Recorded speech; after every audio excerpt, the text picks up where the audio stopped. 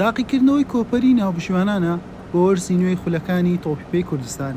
بەشێکی ناوبشوانان بایکۆتیان کردو و بەشێکیشیان بە ئاهێکی ساردەوە بەشداریان کردو و ئامادەنین خولەکان بەڕێوە بن ئەگەر شایستەدارایەکانی وەرزی ڕابردوویان پێنەدرێت کەوا وەرزێکی تاویان لەسەر گیرفانی خۆیان بەڕێوە بردووە و توانای زیاتریان نەماوە. پێشوەخت لەگەڵ وەکو کەرکووک و سلێمانی و دوهۆک اتفاقێکی وامان کرد کە بڕۆین کوپەر بکەین و ناوبژیوانی ناکەین هەتا وەکو شایستەدارایەکانی خۆمان وەرنەگرین.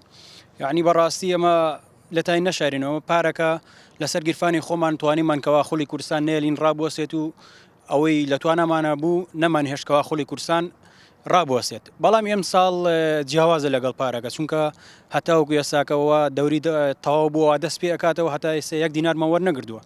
بۆیە ئەو توانایەمان نییە کەوا بتوانین خوڵی کوردستان ئەگەر شایستەدارایەکانمان وەرنەگرین ناتوانین خوڵی کوردستان بەڕێوەبەرین. یەکێتی تۆپپێی کوردستان وەڵامێکی خۆشی بۆ ناوبشوێنان پێنیە و ئەوانیش چاوەڕوانی حکوومەتن پارەیان پێ بدات. لەگەڵەوەی وەرزی ڕابردوو کۆمەڵێک پارەیان لە دەستگا ڕاگەیاندنەکان وەرگرتووە لەگەڵ پێبژاردننی سزاییانەکان، بەڵام وەک خۆیان باسی دەکەن تەنها بۆ چەند خەرجێکی سەرەتایی بووە و ناتوانن بەبێ پاڵپشتی حکوومەت هیچ شایستەداراییەک بە ناوبشوێنان بدەن.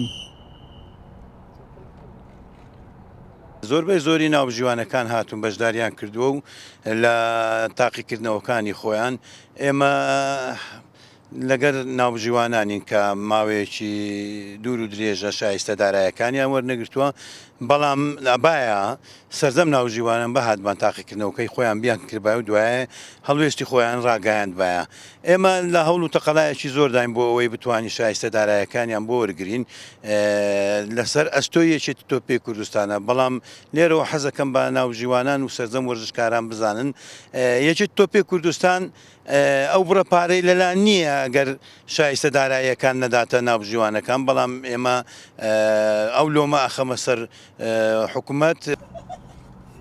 سەرەتای هەموو وەرزێکی خولەکانی کوردستان ئەم حاڵەتە دووبارە دەبێتەوە و ناوبشوێنان و سەرپەرشتیاران دەبنە قوربانی دواکەوتنی پارەکانیان و ئەمەش کاریگەری لەسەر ئاستی خولەکان کردووە و ساڵ بە ساڵ بەرەو دواوە پاشەکشە دەکات.